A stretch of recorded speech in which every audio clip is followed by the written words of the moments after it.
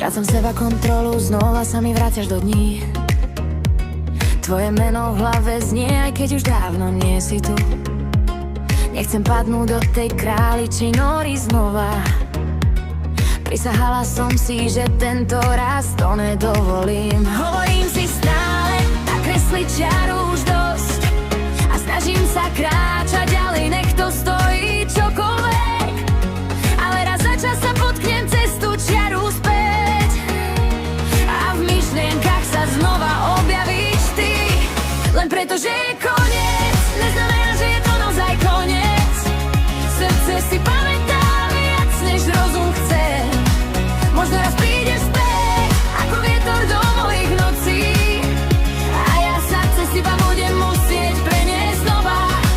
Len preto, že je koniec, neznamená, že je to navždy.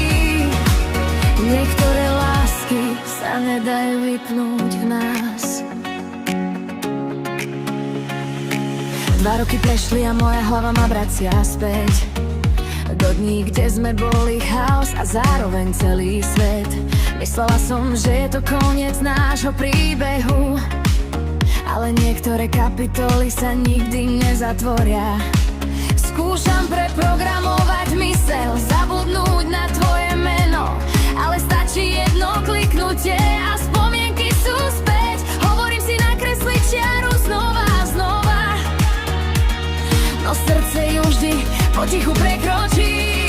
Len preto, že je koniec, neznamená, že je to naozaj koniec. Srdce si pamätá viac, než rozum chce. Možno raz prídeš späť, ako vietor do mojich nocí. A ja sa cez teba budem musieť preniesť znova.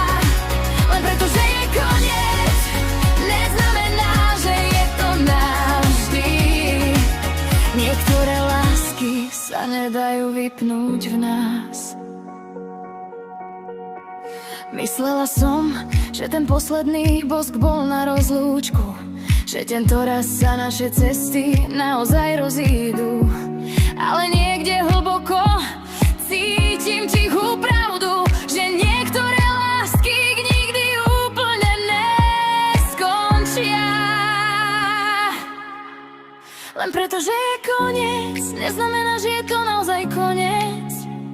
Ak sa naše svety ešte raz stretnú, možno prídeš späť a ja sa budem učiť znova dýchať bez teba, alebo znova s tebou. Len preto, že je koniec, neznamená, že je to navždy. Pretože ty si stále niekde vo mne.